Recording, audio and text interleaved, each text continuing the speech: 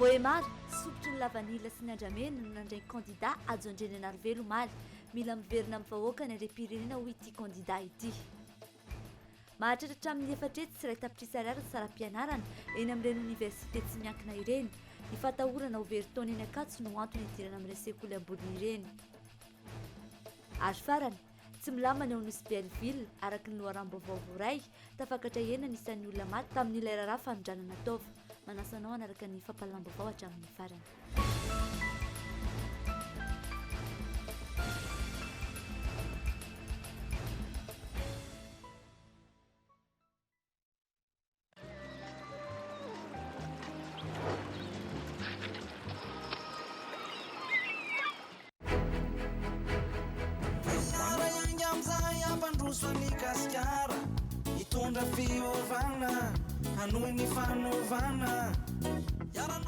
Malagasy miara-miainga ka tsy ho tokony mangataka atiny intsony mila olo tena miasa tsy be kabary tsy be politika mampivoatra ny ara-tsosialy sy ny ara izy madimy amin'ny 20 oktobra fidio ajo laharana fahenina good ride andramo fa tsy ho maty antoka ianao good ride pneu tsara kalitao mampilamina ny dy mety amin'ny karazan-dalana rehetra goudron lalatany lalana be vatovato misy amin'ny rehefa izay ilainao ho an'ny fiaratsotra manomboka amin'ny 3 sy voalala ariary minibus sprinter manomboka amin'ny 2 sy 5 alina sy rahetsy ariary fiara vaventy manomboka amin'ny 7 alina sy 3 hetsy ariary hitanao manderana Madagasikara Antananarivo Tekno Neuse Center 67 hectares good ride mandeha ampilaminana raha fahoasa fa milamy ty tanàna tiky Madagasikara ty misy asa raha fa mefa misy asa mandeha koa ty transport ty asa ty aty zay raha misy mpitondra tsara sy mahay mitatana mety ho lasa lavitra antsika fa tsy korosy fahanoatra zao foana tokony mba hisy mifandriam-pahalemana satria mijalo ny vahoaka majinika te iova ve ianao fidy io ery rajonary mampianina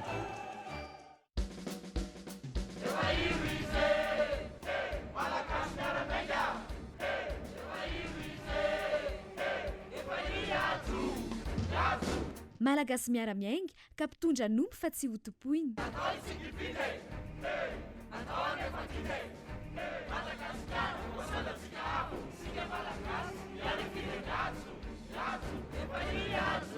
ny zoma 5 amin'ny 20 oktobra fidio ajo laharana fahenina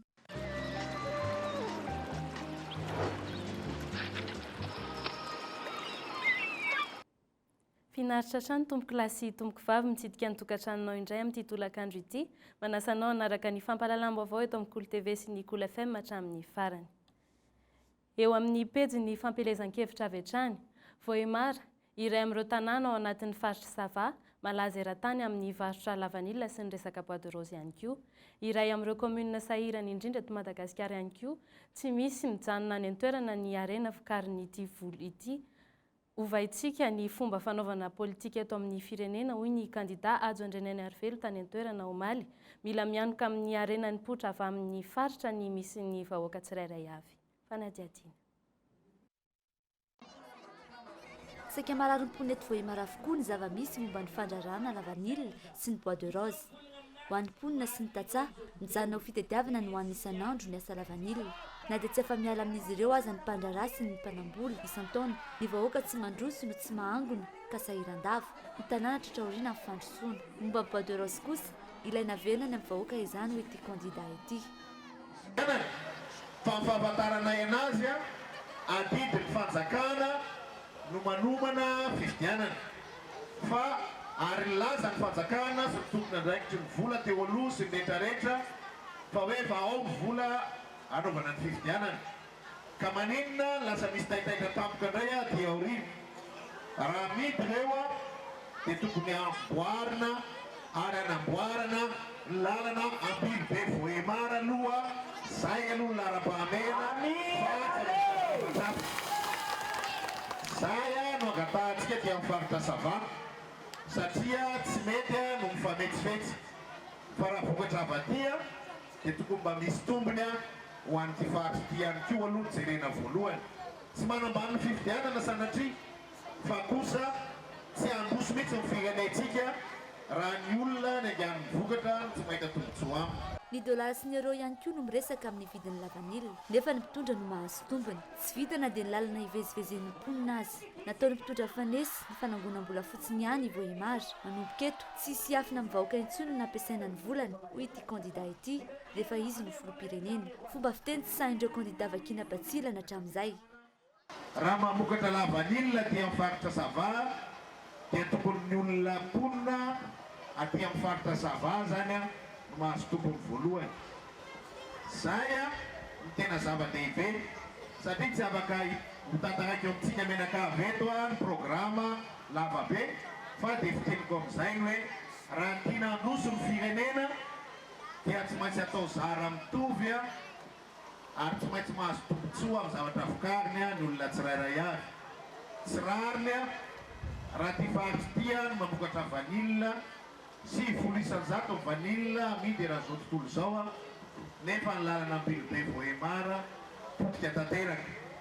Makaiza zany ny arena, makaiza zany ny vola tsy azo tsikekeny zany ary zay no tsy maintsy ezahantsika ary zay tsy maintsy tanterahantsika tsy tokony ho verivery ny volam-bahoaka. Tsy hoe asa voatomboka nefa zany fa efa lova mipetraka ho an'ny taranaka faramandimby ny zava-bitany kandida Ajo Andrenanarivelo tamin'ny faritra maro teto Madagasikara ary efa mipetraka ho tantara ihany koa izany ka nosongadin'ny mponiny Voaimary izany omaly. Babazarnay moron-dranomasy efa tsy fanaraka amin'ny tanànanay mba tianay ho tsara moron-dranomasinay. Zao izy. Ataovy izy fa raha pitso dia efa soniafa. Tsy mavanta ny navy amin'ny taratasinay na tamin'ny chef de région ny soniafa izy na miavolana namboaratsika bazary ao. Any ebrabomany zay zay olo vola ankoatran'izay mavanta izy io ilela hitanareo eto io izy kandidatsika izy na miavola na mitotofona amin'ny tany na mabary ny bazary ao io. Zay ny araiky ete tsisy resaka maro teo io natao ho za namana mariny fa hoe reto maro tsy mahay ambarako atsika Voaimarany amity misy tanyrazina atsika ao tanymasina ela tsy mety voalefy manahirina zao ny voalifeny ray aman-drenitsika tantarana teto nagnatin'izao tantrano maro ny karakara misy ny namaro koa ny karakara tsy mety avokoa ny taratasy tao ny vola taminazy hitany io mba ataovany taratasy fa ny raha voakandro fa i ravorandroa mety tsy voaefa nefa mba ataovany arakavitanay izy ny nagnano izay. Nisongadina fa mifototra amin'ny olana fototry ny iainan'ny mponina ny fandaharan'asa n'ity kandida ity izay nanaporofatra amin'izay fa sary-piara amin'ny volam-bahoaka afakely lahateny nataon'ny solotenan'ny tanora Voaimary nandray fitenenana nandritra ny fandalovany kandida tany an-toerana. Manonga atsika kamarosa reo mpangany politiky. Wala manonga atsika koa ireo opérateur économique. Atsika tsy maintsy mandresy isaka ny distriky. Tsika tsy maintsy ho lany président république. Satria ny olo tsy malamy izy tsy logiky. Zao ny raha ambarako eto ny any amin'ny plein air Ajo Andrenarivelo sy matahotra adversaire satria matoko valera. Ny malagasy no mila matoko valeur ary ny malagasy rehetra dia mitovy avokoa manerana nosy arena ny resam-piaviana fa tsy tokony atao hifaninjehana ary vonona ny ametraka an'izany ajany vahoaka malagasy izany kandida Ajo Andrenanarivelo raha ny nambarany nisy ny dinikasa manokana tamin'ny solotenam-bahoaka tany an-toerana taorian'ny fionana teto amin'ny kianja iray teto Voaimary. Eo amin'ny pejin'ny toe-karena kosa indray raha ny dingana tokony ho izy dia mila 5 volana ano any vao afaka miroso amin'ny fivarotana ireo tahirin'andramena ny gazan'ny fanjakana. Mbola tsy ho vita ato anatin'ny fotoana fikarakarana ny fiodinana voalohany amin'ny fifidianana izany hoy ny avy amin'ny banky iraisam-pirenena. Irosoana ihany ny fivarotana ireo andramena ireo araka ny tolo-barotra iraisam-pirenena ary anara-maso akaiky izany ny fiarahamonim-pirenena sy ny mpiara-miombonantoka iraisam-pirenena. Fanadiadiana. Ireo hazo no gazan'ny fanjakana tafiditra tamin'ny resaka fanondranana sy fikapana tsy ara-dalàna ihany no voakasika ity fivarotana ny faneken'ny solontenan'ny banky iraisam-pirenena ny WWF ary ny Alliance Vargas tamin'ny filohan'ny tetezamita ny 2 oktobra lasa teo ity. Tsy mbola misy fantatra mazava loatra eto na firy-marina ny Sandro Bois de Rose any amin'ireo toby isatsokaziny izay nitazonana izany. Mbola mandalo dingana maro fa ho tanteraka ny fivarotana ireo azo sarobidy ireo.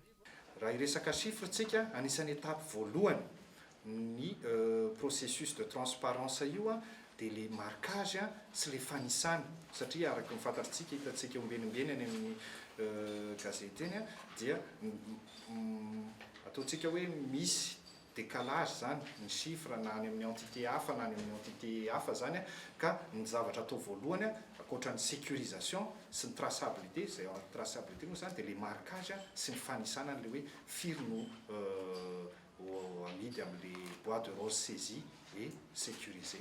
Na dia efa mandeha aza ny resaka mikasika ny famatsiana ny fifidianana amin'ny alalan'ny fivarotana ny andramena dia tsy izay no antony nanaovana izany amin'izao fotoana mialohan'ny fifidianana izao raha ny nambaran'ny tompona andraikitra. Tsy mbola voaresaka ihany koa ny androtsahana ny ampahany amin'ny vidin'ny andramena ho an'ny mpitandro ny filaminana. Ny ampahany betsaka amin'ny vidin'ireo andramena dia anasoavana ny sosialim-bahoaka indrindra amin'ny faritra ny alan'ireo azo sarobidy. Ny ambony kosa arotsaka amin'ny kitapom-bola mpanjakana. Na ao amin'ny camp Maramila ary dia mihena amin'ny toerana le bois. Zay ny anisan'ny antony namaika anazy. Ngeza indrindra amin'ny vola dia makany ho any amin'ny fampandrosoana projet de développement. Ny sasany miditra amin'ny budget général de l'État. Iny anjarantsika malagasy mieritreritra n'izay tena fanaovana. Araka ny fantatra hoentitra ny fitantanana ny vola miditra amin'ny alalan'ny bois de rose ary mety hisy ny fanaraha-maso anatiny sy ivelany mikasika ny fangaraharaany ny fitsinjarana izany. Ny filohan'ny tetezamita ny prime ministre ary ny ministry ny vola no miara-mitantana izany eo ambany fanaraha-maso ny comité de pilotage. Mbola resaka hafa ny mikasika ny fivarotana sy ny fanondranana ireo andramena eo ampelantanan'ny mpandraharaha izany efa nanaovana ny fanambarana tamin'ny taona 2014. Ny fampidirana ny Madagasikara ny andramena ao anatin'ny lisitra faharoa any amin'ny CITES kosa no entina andrindrana ny fanapahana vaovao izay mbola miato aloha hatramin'izao. Tafiakatra enina ireo olona maty tamin'ny raharaha tany Nosy Belleville dia ilay zazakely 7 taona, ireo teratany vahiny 2 no dorana velona, mpanao fihetsiketsehana 2 ary olona iray hafa voalaza fa nanao an'ilay fakana-ankeriny. Ity farany izay niaran'ny fahatezeram-bahoaka ary nodoran'izy ireo velona tao amin'ny faritra Dar es Salaam any an-toerana raha tsy ahivina resaka trafic d'organe na fanondranana taova no nenjehan'ny vahoaka n'ireto vahiny 2 ireto. Raha ny vaovao azo avy any an-toerana ny nahafatin'ny ankizilahy kely iray 7 taona sy nahitana ny fatiny tao an-tranon'ireo vazaha no nambaran'ireo mponina any an-toerana fa porofo ka nahatonga azy ireo naka an'ireto vazaha ireto ary nandoro azy velona omaly maraina tao aorian'ny korontana ny alarobia lasa teo tany Anosy Be vokatry ny ity raharaha ity. Eo amin'ny pejin'ny fampianarana kosa indray 520 ankehitriny ny université tsy miankina no eken'ny fanjakana ara-dalàna ny diplôma omeny. 7 tapitrisa ariary ny isan-taona raha farafahakeliny ny saram-pianarana eny amin'ireny sekoly ireny. Mety tafiakatra efatretsy sy 2 tapitrisa ariary izany eny amin'ny sekoly ambony fadadaza. Efa safidy ny hianatra eny amin'ny sekoly tsy miankina ho an'ireo vao afaka baka, tahotra ny ivery-taona eny Ankatso kosa ho an'ny sasany fanadihadiana. Miatrika olana ny mpianatra afaka baccalauréat amin'izao fotoana izao, ny fisian'ny fitokonana lava eny amin'ny anjerimanontolo, manosika azy ireo eny anivon'ny sekoly ambony tsy miankina izany. Aleon'izy ireo mandoa vola azahoana fainganany diplôma, toy izay iainany tahotra ny ivery-taona eny Ankatso. Mety ho safidy manokana hatramin'izay ihany koa nefa izany. Efa safidy teny Ankatso ihany zany fa efa hoe tafiditra fa le filière mihitsy no ohatran'ny hoe tatony manavanana kokoa satria déplacement etsy an-daniny dia tatony nanavanana na moa tsapa sy efa hitan'ny besoin fa ny Ankatso dia arak'izay anaran'izay hoe misy fikatsony lava dia izay manosika an'le mpianatra sasany izany andeha aty amin'ny privé matahotra an'le le année blanc izy. Ny eny Ankatso moa zany efa fantatra fa misy grève lava ty foana dia matahotra zany zay satria diplôma vonjovonjena ny eny koa sao dia lany fotoana be koa zany eny Ankatso. Za tonga dia hoe vao afaka baka zany dia efa nanapa-kevitra mihitsy hoe aty amin'ny privé. Miankina amin'ny oenti-manana ihany koa, 7 ariary ny vola tokony alohan'ny mpianatra raha ohatra ka hiditra taona voalohany any amin'ireny sekoly ireny, aloha tsikelikely araka ny fahefan'ny vidy tsirairay. Io no paikady entin'ireo sekoly andraisan-dahatra ny ray aman-dreny misafidy azy ireo. Raha hiditra première année zao a dia misy droit d'inscription, frais généraux, misy écolage mazava ho azy. Dia le izy a arakaraky ny fomba andoavanao anazy, mandeha par cycle zany ny frais de formation ato a. Dia iny a zay fomba andoavanao anazy a, na par mois, na par trimestre, na par bimestre, na tous les 10 mois, na dia par tranche. Dia manana choix be da be zany ianao fomba andoavanao anazy. Ny ankizinay aloha amin'ny hoe étude supérieure professionnelle anazy dia ny zany hoe mamola vola an'ireo mpianatra ireo zany a au futur professionnel dia raisina tanana tsirairay dia limité be mihitsy ny toerana. Maximum zany a toute option confondue misy 6 options dia eo amin'ny 25 eo. Actuellement zao a nous en sommes à 8 étudiants inscrits. Rehefa feno zany 25 eo a dia mijanona ny inscription vaky voalohany zay satria misy vaky faharoa koa ao rindrina kely eo fa tsy mihoatra an'izay ihany zany ny raisinay par vaky. Efa 20 taona nisina ny université tsy miankina sasany eto Andrenivohitra, manana ny autorisation d'ouverture efa ela nefa mbola tsy accrédité na tsy mbola eken'ny fanjakana ny diplôma avoakany. 17 ireo université tsy miankina eto Madagasikara ary maro amin'ireo no mbola tsy mametraka ny taratasy fangataham-pisokafana eo amin'ny FOP sy tsy mbola nangataka ny fangatahana habilitation. Misy ireo efa nangataka izany nefa mbola tsy nahazo ny fankatoavana. Taona nisina anisan'ny sekoly manofana mpianatra hiatrika zavatra voalohany nisy teto Madagasikara. Tsy tena hoe voalohany fa ataoko hoe fahatelo na fahefatra angamba zany ny RD. Zay mahatonga namteny fa 20 taona nisina zany ny RD zao. Nanomboka tamin'ny oviana no azonareo ny autorisation d'ouverture. Vao nisokatra kelikely zay tamin'ny 1994 dia efa nahazo an'ilay agrément d'ouverture. Dia mikasika ny système d'accréditation indray manao ahoana ny ianareo amin'izao fotoan'izao? En cours zany ny taratasy zany hoe mbola pandemie anazy zany ny ministère zao. Fa raha mikasika ny diplôma taloha dia efa manana équivalence en FOP ny diplôma ny URD. Ny olona mpianatra ihany koa ankehitriny ny tsy fahazahoana ny diplôme d'équivalence eny amin'ny FOP nefa navita fianarana bac+5 teny amin'ny université tsy miankina, izany hoe mijanona baccalauréat ihany zany ny diplôma ofisialy ananana. Mbola ezaka goavana miandry ny fanovahozana ny tontolon'ny fampianarana izany eto amintsika, maro ihany koa ny etsy ankilan'izay no manahy mafy momba ny lanjan'ny fahaizana tovozina amin'ireny karazam-pianarana maro samihafa mipoitra eto sy eroa ireny. Tsy nisy intsony ny savorivory teny Ankatso androany nilahatra bourse ny mpianatra. Nanomboka fitokonana kosa ny tetsy amin'ny ENS Ampefloa ireo mpianatra izay mangataka ny fandoavana ny vola sy ny équipement ihany koa. Tsy nisy ny sakoroka na izany azy fa ireo mpianatra kosa no nitsokatsoka sifle sy nanao fitakiana tetsy Ampefloa androany. Fitaovana tsy afa-misaraka amin'ny ankizy sy ny tanora intsony ankehitriny ireo fitaovana manaraka ny teknôlôjia vaovao toy ny finday avo lenta sy ny solosaina. Tsy ny toerana rehetra misy azy ireny anefa dia afaka ampiasaina izany avokoa toy ny ao an-dakilasy. Fitaovana ilaina amin'ny fianarana saingy lasa fampiasa amin'ny fialamboly ankapobeny. Fanadihadiana. Manomboka amin'ny kilasy fahaenina eo amin'ny 10 taonany ny ankizy atao amin'ity toeram-pianarana ity dia efa mitondra finday mandeha mianatra.